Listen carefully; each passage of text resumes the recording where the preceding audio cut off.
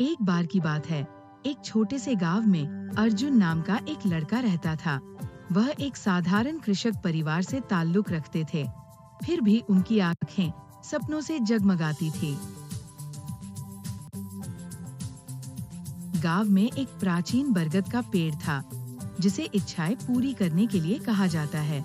अर्जुन अक्सर इसके नीचे बैठकर जीवन के रहस्यों और अपनी इच्छाओं के बारे में सोचता था।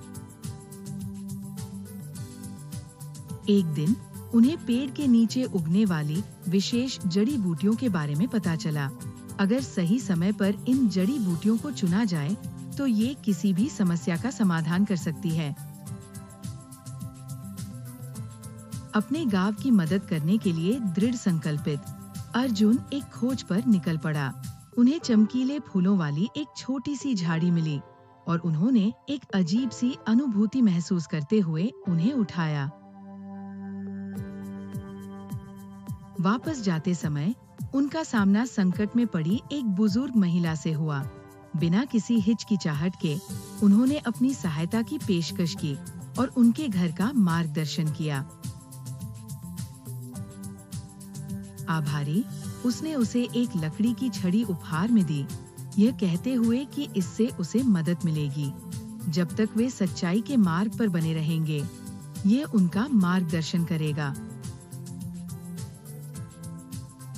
घर वापस आने पर उनके माता-पिता को अपनी फसलों के लिए पानी की कमी का सामना करना पड़ा। अर्जुन ने फैसला किया कि उनके द्वारा एकत्र की गई जादुई जड़ी बूटियों का उपयोग करने का समय आ गया है। उन्होंने जड़ी बूटियों को पानी में उबाला और जल्द ही एक अद्भुत खुशबू हवा में भर गई। जब उन्होंने अपनी फसलों पर इस पानी का इस्तेमाल किया, तो वे उल्लेखनीय रूप से फले फूले।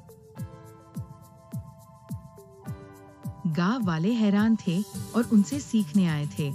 साथ में उन्होंने जड़ी बूटियां साझा की और गांव में समृद्धि लौट आई। हालांकि गांव में एक भयानक तूफान आया, जिससे दहशत फैल गई। अर्जुन ने ग्रामीणों को एकजुट किया, उनसे संकट को दूर करने के लिए मिलकर काम करने का आग्रह किया। उनके मार्गदर्शन और ग्रामीणों की कड़ी मेहनत से उन्होंने बाढ़ पर काबू पा लिया।